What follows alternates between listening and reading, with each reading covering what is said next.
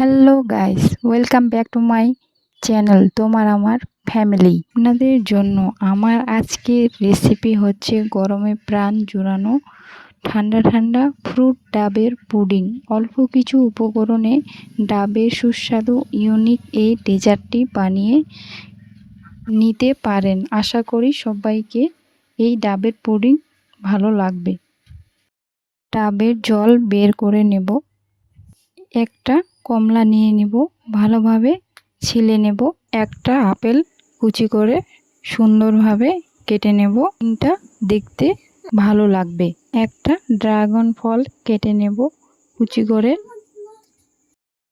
আমি একটু ডিজাইন করে কেটে নিয়েছি।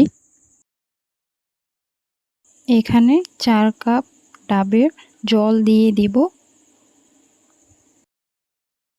পরিমাণ মতো চিনি দিয়ে দেব, ভালোভাবে মিশিয়ে নেব। এগার পাউডার 4 চামচ দিয়ে দেব, ভালোভাবে মিক্স করে নেব।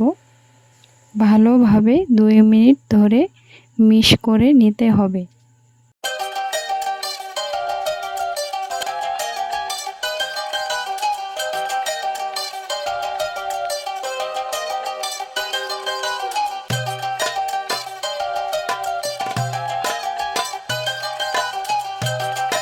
মিশ্রণটা প্রায় হয়ে আসছে, এখন আমরা নামিয়ে নিয়ে ভালোভাবে সাজিয়ে নেব।